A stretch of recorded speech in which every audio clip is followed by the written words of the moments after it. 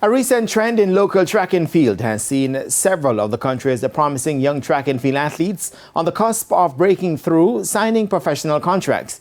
Tonight, we examine the challenges facing local universities are having in convincing top local talents to study at home while pursuing their career dreams.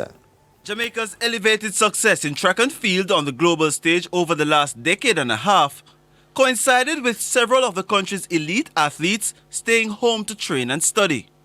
This sparked a shift in how many of the top local student athletes moved overseas to pursue their aspirations.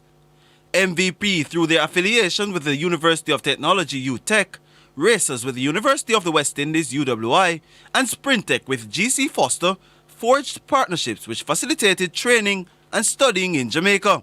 But that has seen a dip recently, with the likes of Javon Matheson, Raheem Chambers, Brianna Liston, Akeem Bloomfield and Nathan Allen choosing to go to US colleges in recent times. In the initial stage, it was absolutely tough. I mean, I started out and we were trying to get, and kids were just saying to us, you must be mad, you go do what? No, sir, them play enough for sports, right? So we had to change that perception. We had to, get some really good coaches on board.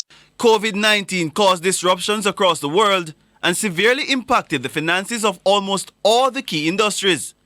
Jamaican universities were no different, with TVJ Sports understanding that the University of Technology's budget dropped from $18 million in 2018 to a proposed $12.8 million this year for 5 sporting disciplines. We don't have a lot of scholarship offers to our students because university can only take so much and no more.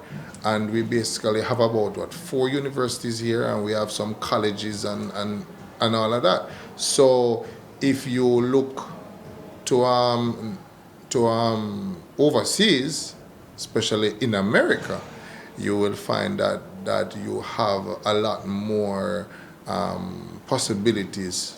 Dalton Myers, former director of sports at UWI and now the assistant director of high performance sports at Carleton University in Canada, knows there are several sticking points for local universities. I kid you not, there are some tough tussles. Certainly when I was there were some really tough moments, even for me, trying to get the university to understand why we must spend on meals for student athletes when other students want meals as well. So, and I appreciated that. I understand the nuances, and it was just tough. It was really tough.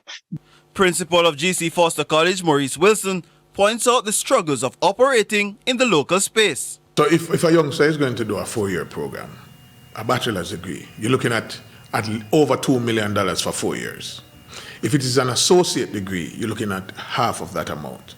And so we have to identify that money, have discussion with our board of governors in terms of how much we are going to spend. And there are other miscellaneous costs that are involved. So it really requires a lot of finance. In part 2, we look at why Jamaican universities continue to be at a disadvantage. Jerome Foster, TVJ Sports.